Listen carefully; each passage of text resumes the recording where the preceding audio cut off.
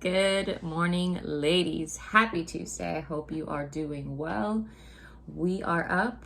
We are awake. We are going to do what we set out to do today. It's January 2nd. We are in the Bible in the Bible in the year with the Bible and my notes, and we are going to be learning together. Little by little, we will be covering each section of the Bible. So by December 31st of this year, we'll have gone through it and have gone through it. And who can really say that they've gone through the entire Bible in a year? I still haven't gone through the Bible an entire year. I am still reading, and it's a lot. It's a lot, but let me tell you, it's definitely some good stories. Not gonna lie, and stories that, of course, are based on truth, and you see them come about on the day-to-day world, and you don't realize until you really get more into the Word of God. So it has definitely been a journey, and it's been fun. However, I did promise to keep this Bible study within 10 minutes, so that way it's easy for us all. I know we're all crazy busy and there's a lot of things to be done, but we know we want to give our time to the Lord first, so that's what we're going to do. I will do my best to keep it within 10 minutes. And if I can't, I'll definitely warn you. So that way you can pause and pick up whenever it is that you'd like. So let's hop on to the good stuff. We are in Genesis chapter 4 and 5 today. And what is that? So we are going to talk about Cain and Abel.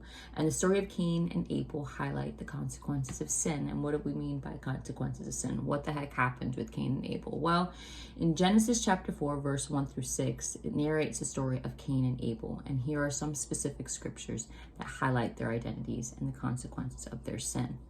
1, Cain and Abel's identity. Genesis chapter 4, verses 1 through 2, Adam knew Eve and his wife, and she conceived and bore a son named Abel, saying, I have gotten a man with the help of the Lord. And again, she bore his brother Abel. So Adam and Eve have the first 2 children of the entire world. All right. So I can't even imagine the weight on the shoulders of those two individual men. However, Adam and Eve, firstborn, the 2. And here we are in Genesis chapter 4, verse 3 through 5, and it begins with Cain and Abel's offerings.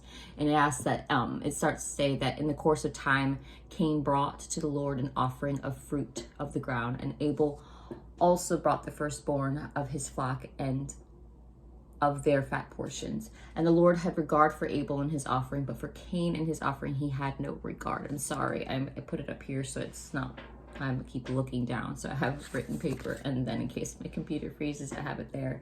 So if you see me looking up and down, it's not because I'm trying to ignore you. I am trying to hop in between this and that.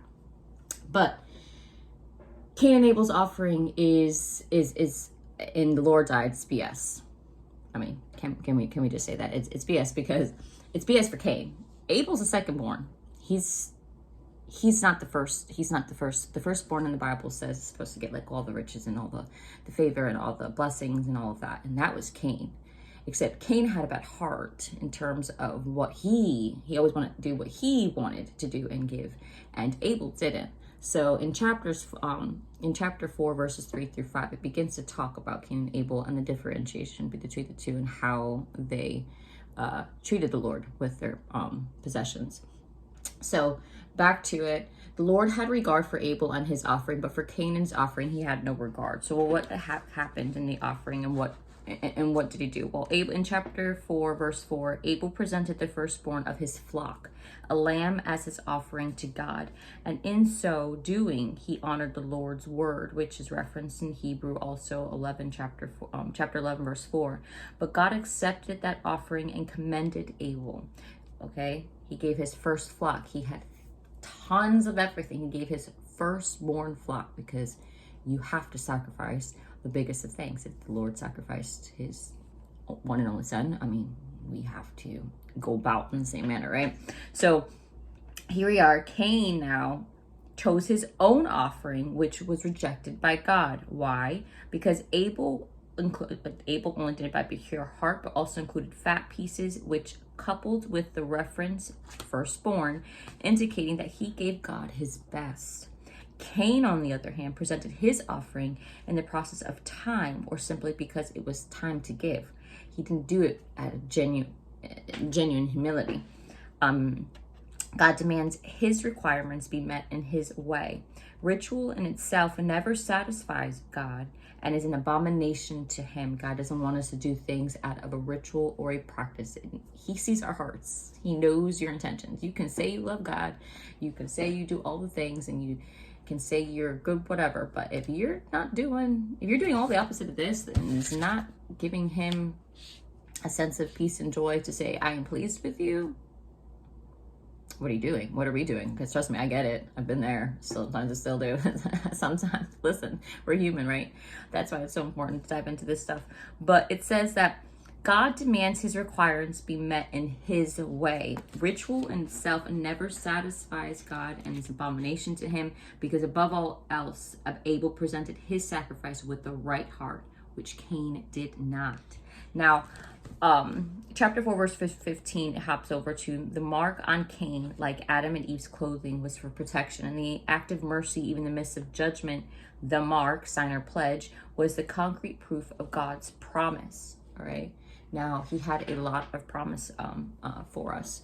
Consequences of sin then begin to arrive in Genesis chapter 4, verses 6 through 7. The Lord said to Cain, why are you angry, and why has your face fallen? If you do dwell, will you not be accepted? And if you do not dwell, sin is crouching at your door. Its desire is contrary to you, but you must rule over it. So then Cain's jealousy and murder happened in Genesis chapter 4, verses 8. And Cain said to Abel, let's go out to the field. And while they were out in the field, Cain rose up against his brother Abel and killed him. So Cain commits the first murder on the entire world that had just been created, right, within all that time. Okay, the first murderer, Cain. There we go. And now it begins all the sin. He kills his first brother. He's definitely not supposed to. And now the consequences of Cain's actions arise in Genesis chapter 4, verses 11 through 12. And now you are cursed from the ground, the Lord said, which has opened its mouth to receive your brother's blood from your hand. When you work of the ground, it shall no longer yield to you its strength. So he's telling him, you're cursed. I will no longer bless you. Everything you put your hands to is not going to be of any blessing. It's going to be of the opposite, because let me tell you something.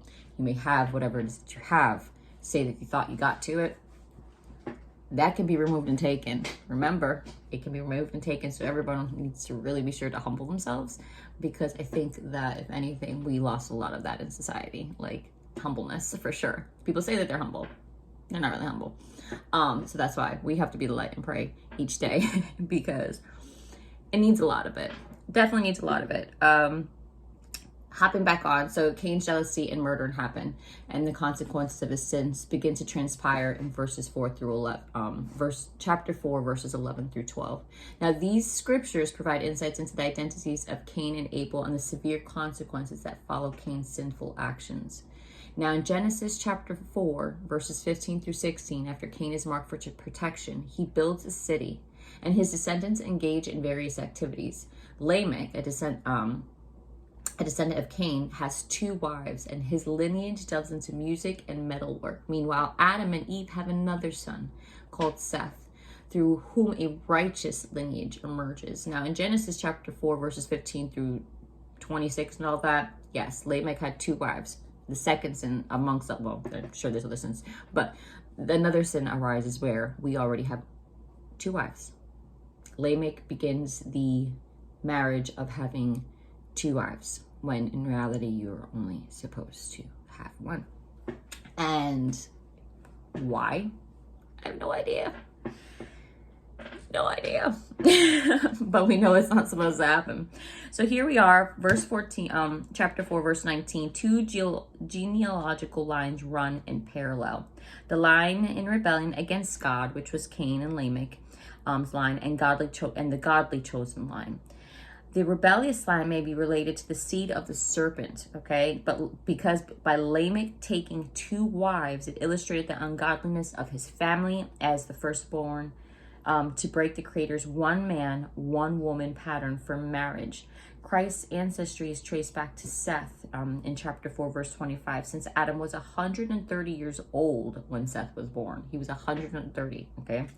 The narrative here skips back over the history in order to relate to the emergence of the godly line. in the godly line. Seth establishes the line of the seed of the woman.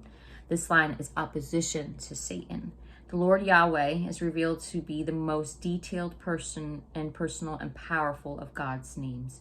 God introduced his covenant name in the detailed description of the creation of the man and woman and outlining of their relationship to one another.